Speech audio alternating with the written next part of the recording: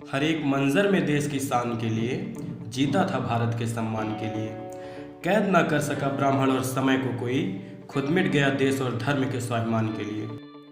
जी हाँ, एक ऐसा सूरवीर जो अपने देश और धर्म के स्वाभिमान के लिए अपने आप को समर्पित कर चला और जाते जाते एक सीख दे गया कि देश, धर्म और स्वाभिमान से कभी समझौता नहीं करूँगा। मर जाऊँगा, मिट जाऊँगा, लेकिन जब तक है जान तब तक लड़ूंगा।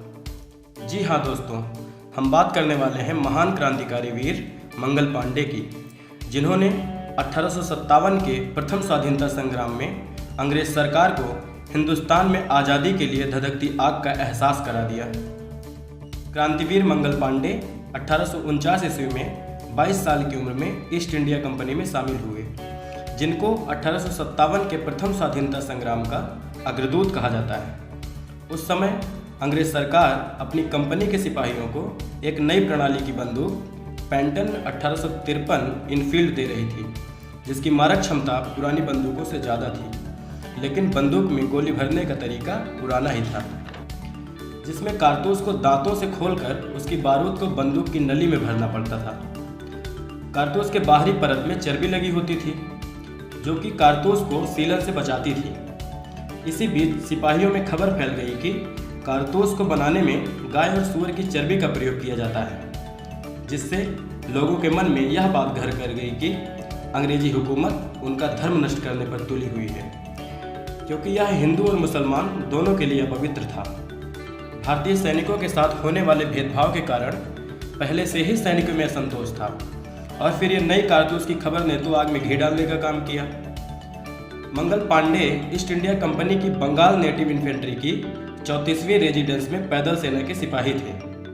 जब यह कारतूस देसी पैदल सेना को बांटा जाने लगा तो मंगल पांडे ने उसे लेने से इनकार कर दिया, जिसके कारण अंग्रेजी हुकूमत द्वारा इनके हथियार छीन लिए जाने, वर्दी उतार लेने का आदेश दिया गया।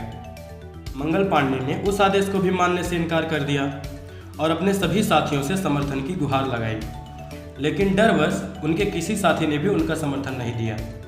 आदेशानुसार 29 मार्च सन 1857 को मंगल पांडे की राइफल छीनने के लिए आगे बढ़े अंग्रेज अफसर मेजर ह्यूसन को मंगल पांडे ने उसी राइफल से मौत का खौफनाक मंजर दिखा दिया। यही नहीं, उसके बाद भी मंगल पांडे ने एक और अंग्रेज अधिकारी लेफ्टिनेंट बॉब को मौत के घाट उतार दिया, जिसके बाद उनको अंग्रेज सिपाहियों ने पकड़ लिया और उन पर कोर्ट मार्शल द्वारा मुकदमा चलाकर 6 अप्रैल सन 1857 को फांसी की सजा सुनाई दी। फैसले के अनुसार उन्हें 18 अप्रैल सन 1857 को फांसी दी जानी थी, लेकिन ब्रिटिश सरकार ने मंगल पांडे को निर्धारित तिथि से 10 दिन पहले 8 अप्रैल को ही फांसी पर लटका दिया।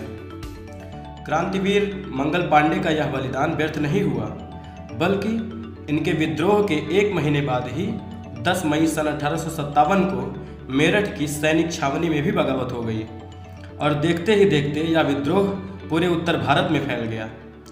इस विद्रोह और मंगल पांडे की शहादत की खबर के फैलते ही पूरे भारत में जगह जगह अंग्रेजों के खिलाफ संघर्ष भड़क उठा, परंतु अंग्रेजी सरकार ने इन विद्रोह को दबाने के लिए तत्कालीन प्रभाव से 34,735 अंग्रेजी कानून भारतीय जनता पर लागू कर दिया, ताकि मंगल पांडे जैसा कोई दूसरा सैनिक बगावत न कर सके। यद्यपि अंग्रेज इस विद्रोह को दबाने में सफल हो गया, लेकिन मंगल पांडे द्वारा बोया गया क्रांति का बीज 90 साल बाद 1947 में आज़ादी के वृक्ष के रूप में तब्दील हो गया। दोस्तों, आज हम सभी आज़ाद भारत की खुली हवा में सांस ले रहे हैं, इसका प्रमुख श्रेय क्रांतिकारी वीर मंगल पांडे को भी जाता है। यही नहीं, इनके जीवन पर फिल्म, नाटक और पुस्तकें भी लिखी जा चुकी हैं। नमन है भारत माता के ऐसे वीर सपूत को। जय हिंद। तो दोस्तों, कैसी लगी हमारी यह वीडियो? कमेंट बॉक्स में ज़रूर बताएं, और हमारे साथ जुड़े रहने के लिए हमारे चैनल को सब्सक्राइब करना बिल्कुल भी ना भूलें।